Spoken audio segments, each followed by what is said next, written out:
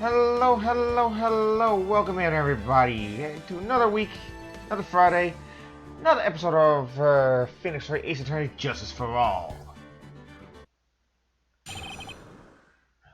Acro's physical state. I suppose I could have lifted something the size of that bust. I have strong upper body from working as an acrobat, and only my legs were injured. However, lifting a bust and looking out the window would have been impossible. There's no way I could have exerted that kind of force on my lower body. That makes it impossible for me to have known the location of the ringmaster's head. Thus, it's probably unrealistic for me to drop the bust at him, don't you think?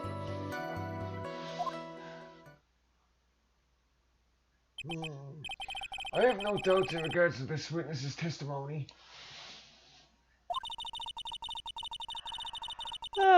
Excuse me. Oh my goodness. Okay. It was impossible for him to lift the bust and stick himself out far enough to look. Not to mention that he could have not have known the location of the ringmaster's head. A single false step would have led to even more severe injuries.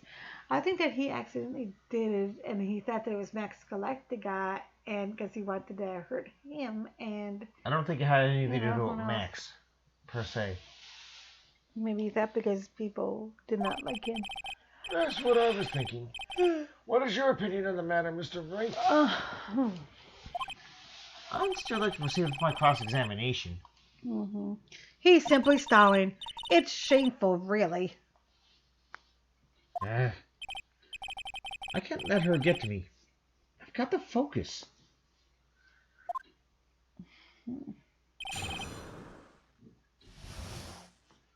Okay, let me go. Let me see which statement is probably best. No. Says that one that's not about me because we know we could. He admitted that he had the upper body strength. No, I don't think there's anything to do with that.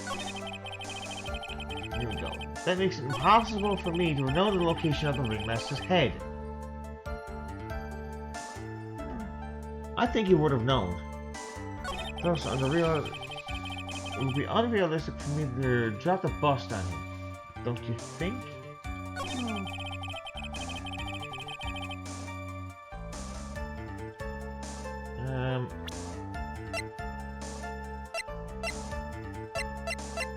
Now, that wooden box was underneath him, that contained a pepper. Now, as for the crime scene photo...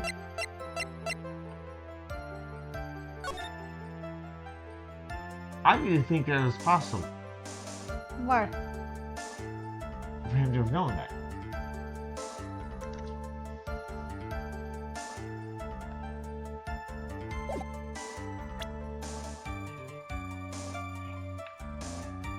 I'm gonna go with this.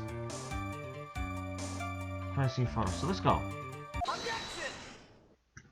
Acro, you didn't really need to lean out of the window, did you? What are you driving at, Mr. Wright? You already knew ahead of time where the ringmaster's head was going to be. Quite precisely, might I add. Your silly hinting at things is pointless, Mr. Phoenix Wright. Enough stalling. How about you show us some evidence? But I did such a good job hinting. Yes. Hurry up and explain things, Mr. Wright. Maybe you should take a look at this. Crime scene photo. Key point here is the wooden box. The same wooden box that the victim was found hunched over. The scene. Wow, the judge decided to just sound young again? Yeah, he did. Yeah. The question is, who placed the wooden box here? Who? When Ben and company saw the ringmaster, they didn't see him holding the box. Which means this wooden box was already placed at the scene of the crime. I have to admit that your theory makes a lot of sense. The moment that the bus came falling down was the exact moment that the ringmaster lifted up this wooden box. Which means that the answer to all these questions is now crystal clear. You mean... If the bus were to fall upon the point marked out by the wooden box, there'd be no way that it could miss the head of the victim. No! Okay, so... It's a setup, in other words. Order! Order! Order! This is unbelievable! Inconceivable, even! Finally, some of these loose ends are starting to tie themselves up. Now we're just gonna keep going. There's only one way to go from here. Forward. So the next question I have is, who placed that wooden box at the scene? It was Mr. Dingley, of course. He connected it to a rope, and then all he had to do was lower it down. Ow! Allow me to whip some sense into you. Mr. Phoenix Wright. Ow! Ow! Ow! The ringmaster said it could have been anywhere when he lifted the box. That's why the box was so specially made. Specially made? Indeed. It had the most peculiar feature. You had to read the box. Huh.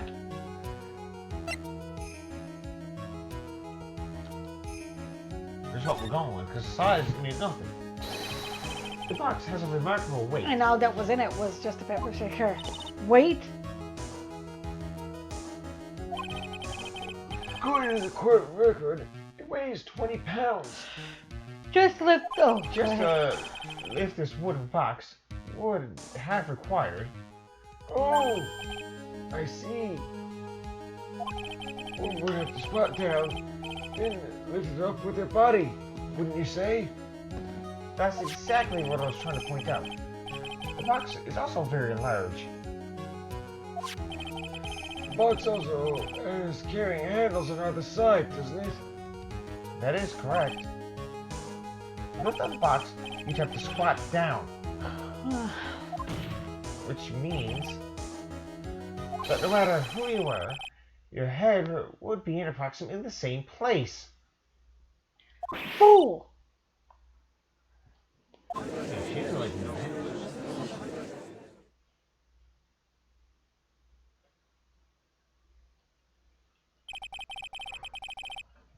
You see, even bother to listen to me anymore? I've heard what you've had to say. I must admit, I'm shocked at your imaginative skills. Imaginative. You? Did you do it? Did you place this wooden box in the plaza? Mr. Wright, you have a vivid imagination, but I could never have done what he is proposing. What? Mr. Wright, do you recall the original location of Max's bust? Yeah, it was in the cafeteria. Yeah, I remember. Right. Of course I remember. It was on top of the table in the cafeteria. And what happened to it? I'd like you to remember one important fact, Mr. Wright. I cannot possibly leave the lodging house by myself. That is true. Oh, that means... You understand what I mean, don't you?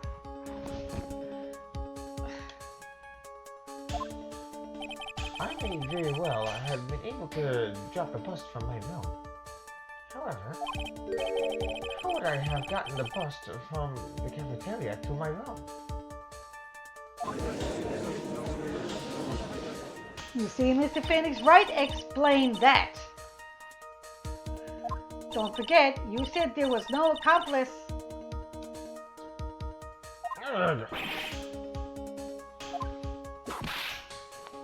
Tell us exactly how the witness would have carried the bust from the cafeteria.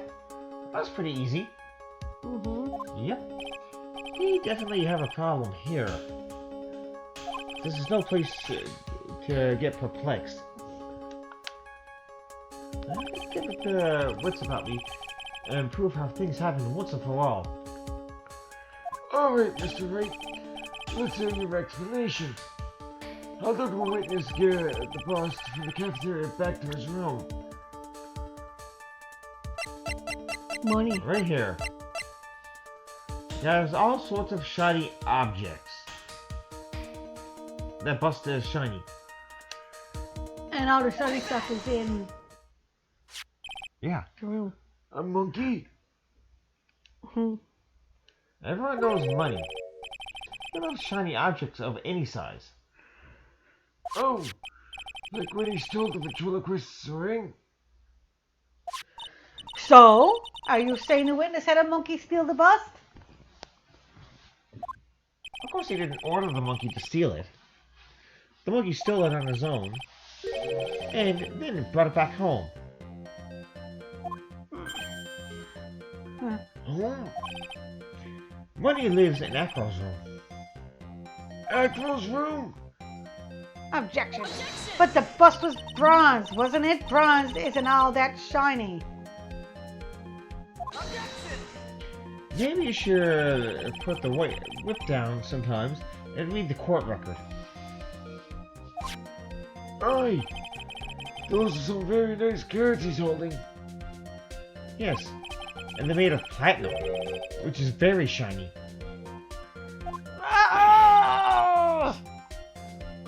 Acro. Money is a strong monkey, right? It would be easy for him to bring the bust back to your room. If he wasn't able to handle that himself, I'd be on the market for a new roommate.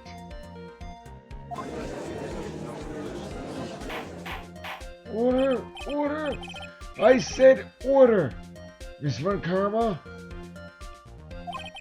Where is the bust in question at the moment?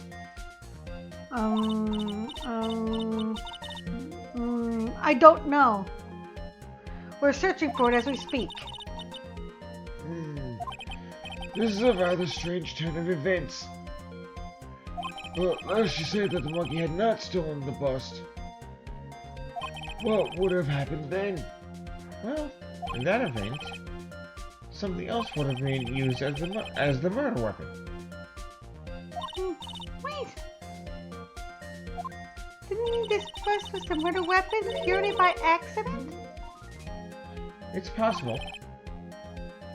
Maybe Acro saw Money's mountain of stolen goods and thought to use one of them. Anyways, I think we've more than proven one critical fact. Namely, that it was entirely possible that Acro was the murderer. Moron!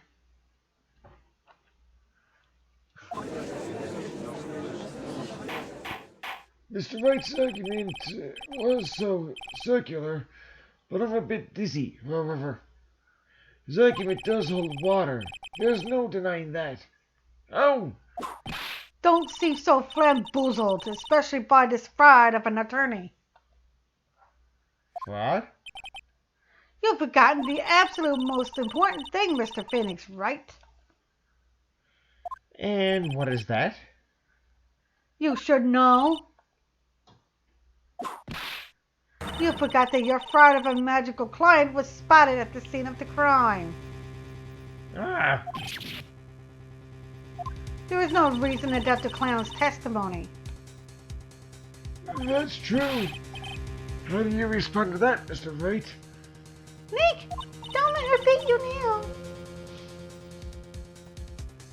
I won't. This is my chance to turn this trial around.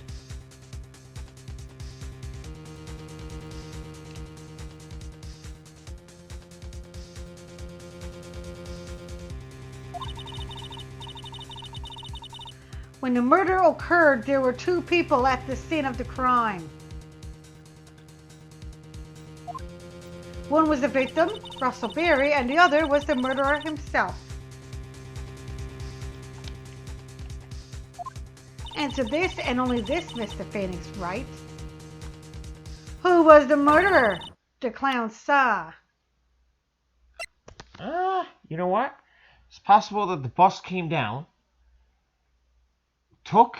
when it hit Russell Berry, it somehow collected the cape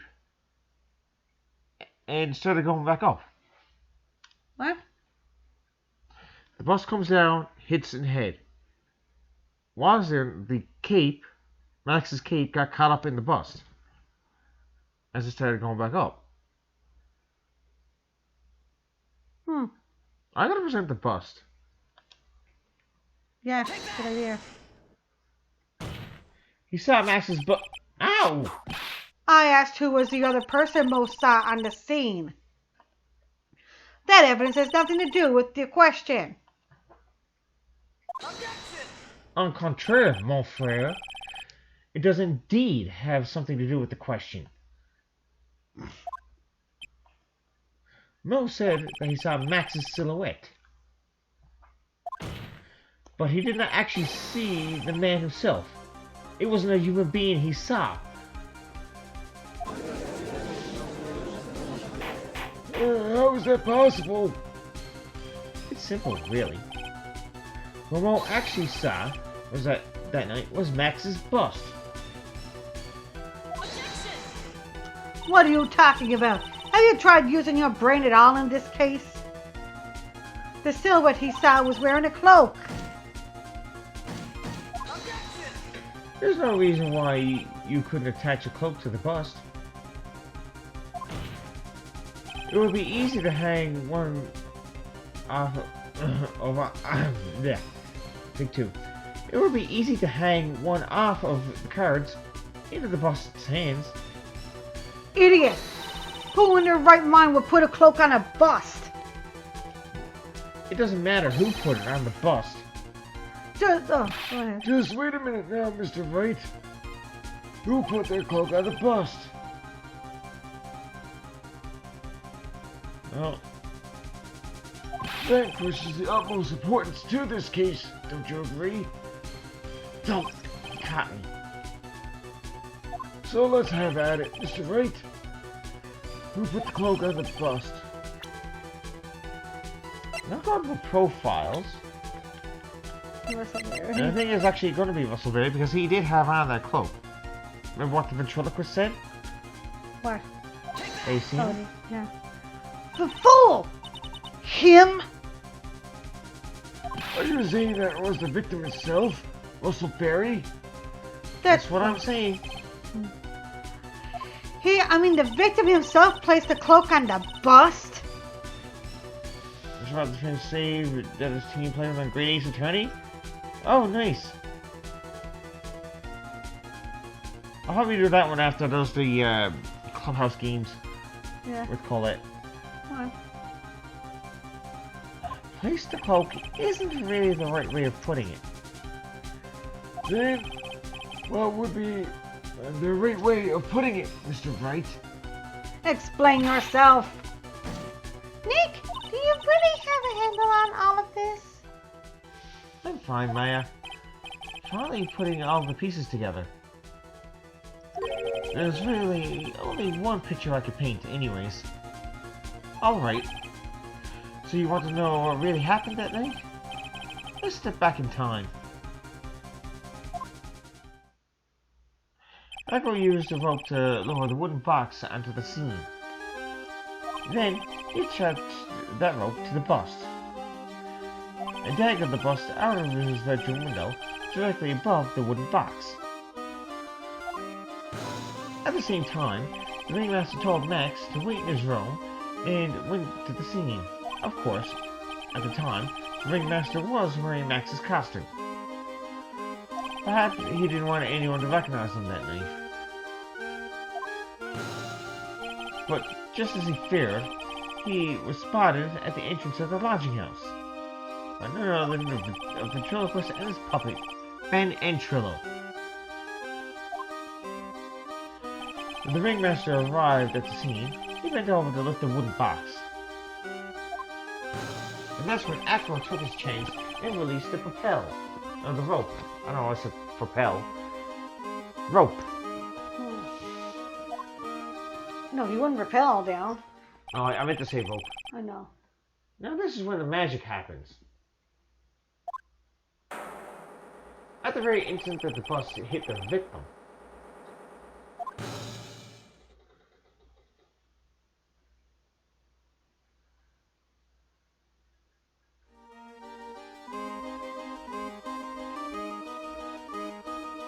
You wait just a second there, Mr. Phoenix Wright. As much as you try, as much as you scheme, this just isn't true. It can't be. It's still a little early to be getting so upset, Miss Von Karma. This circus isn't over yet. What?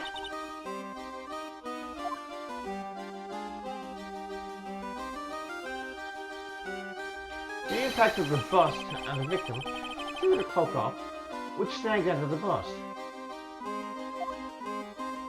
That impact also caused a certain witness her prompting him to take a look. That witness was, of course, Lawrence Mo Curls, the clown. The Mo looked out of his window, the cloak had already been snagged into the bust. Now, having completed the crime, Acro naturally went about pulling up the murder weapon. Of course, he had no idea that Mo's solid bust was being raised with the cloak dangling on it. Primarily because in his wheelchair, he couldn't see out of his window. So, he just kept pulling the bust up.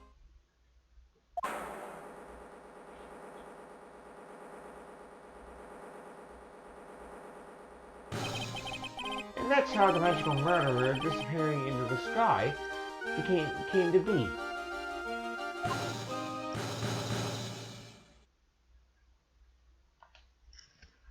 So you see, the only person who could have pulled this off was the one person who was able to drop the murder weapon from above the crime scene. Acro. It could only have been you. Why is he so calm after all of this?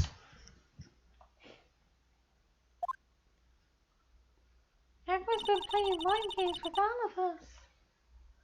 He sure has. But he has come to the end of his rope now. So? What now? You graced us with a rather long-winded tale. But do you have any evidence to prove that your fairy tale is true? Evidence?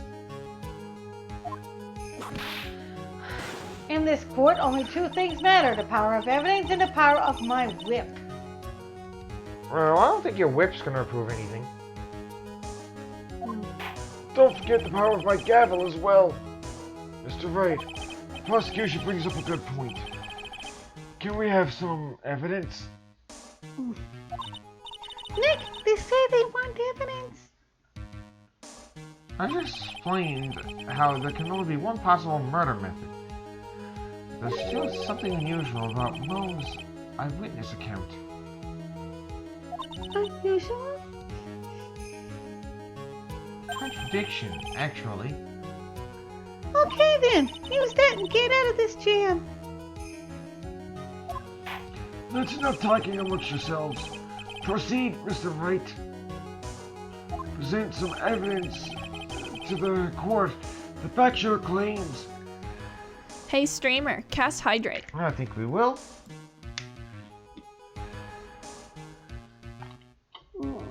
That goes for you too, you know. I know. Yeah, well, you better sit up because I can't feel my leg. Oh. My back is dry. Yeah, I know. I wouldn't hurt proof that you have unraveled the trick to this magic case.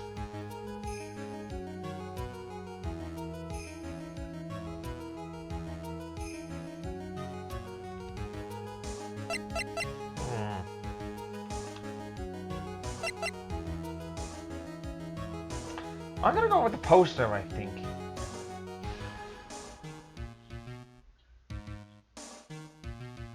I'm gonna have to go with that. problem is Max's three symbols. You know, the silk hat, the cloak, and the white roses. Those symbols were a problem numerous times during yesterday's proceedings. Yesterday, there were two contradictions in Mo's testimony. The silk hat was one, the white roses were the other. But the theory I just presented explains all of these contradictions. You fool, do you ever shut up? Max's silk hat was found at the scene of the crime. However, remember what Mo said yesterday? He testified that the criminal he saw fleeing the scene was wearing a silk hat. There's only one explanation for that. The silk hat that Mo saw was actually the bust's. Makes sense. If you look at it that way, then he did see the silk hat, well, sort of. Fine, you've got one, but what about the other contradiction? The other contradiction?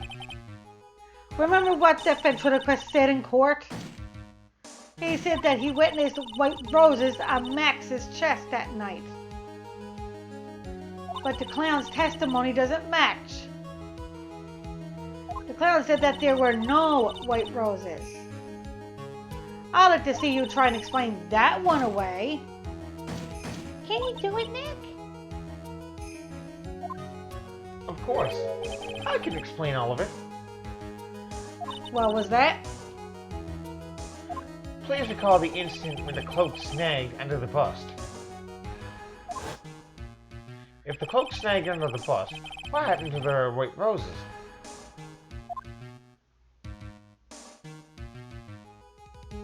They go on the inside. Can't see them at all. Do you get it yet? If the cloak got snagged into the front of the bust, it means that the white roses would end up on the back of the bust. Ah! Which explains why Mo didn't see them. The white roses were not visible because they were on the back of the side of the bust.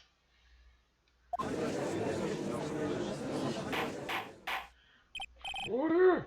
Order!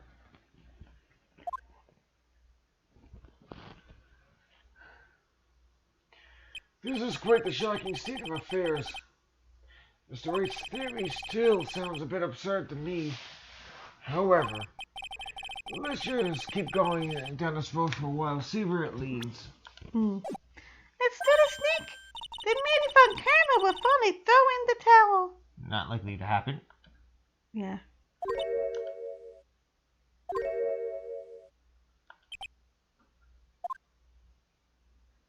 Well, so much for that theory. Mr. Wright, do you mind? What is it? You took the time to research our circus, didn't you? Well, yes, I did. There is something making you think that I didn't? If you did, then maybe you'll understand why I think you're off track. Why is that? Motive. This witness feels an incredible depth of gratitude towards the ringmaster. Anyone with any relation to the circus is well aware of this. Huh. Thus, there is absolutely no way someone like would kill the ringmaster.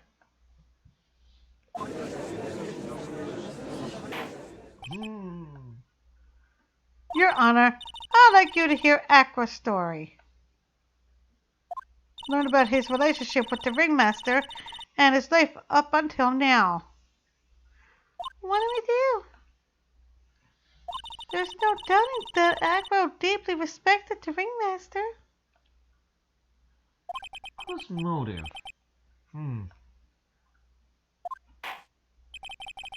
It seems like this case isn't over yet. Very well. However, I think this is a good place to take a break. I will listen to the rest of Mr. Dingling's testimony after recess. This court will now take a 10-minute recess. And this is where we will end off. Yes. I have to rest my back. Yeah, well, you need to get up now, too. Uh-huh. Ow. Ow. Ow. Ow. Oh Okay. my God. What did I do? Okay, good night, everyone. Alright, yeah, so I'm going to stop the stream here. Oh. So just keeping in mind, I will not be available. Hey, Oops. you might want to take the microphone off. Sorry, my hands up. Okay. We've got these since Christmas, and you're still not used to them yet? Sorry. I know. Oh, look at our sweet little boy. He's right there. Probably looking at you. Alright, so thanks for the hydrating as well as it was earlier, and for the subscription. I'd like to thank everyone for showing up, of course. So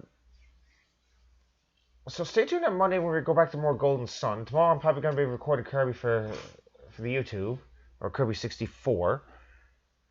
And I've been thinking of a project right after that one's done. I've got things in mind. So in the meantime, let's read out. And I'm sure I can find someone I want to read out to.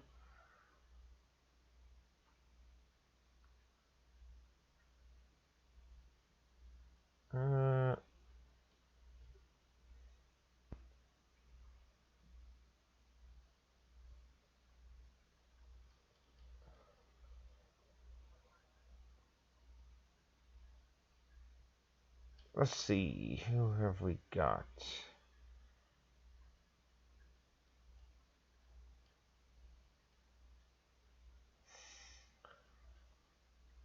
You know, Undisputed Legends is actually playing some Final Fantasy X. Let's go with him. So I'd like to thank everybody for showing up. Stay tuned on Monday when we do some more Golden Sun. And, well, it's Cole signing off. Thanks for watching, everybody. Peace out.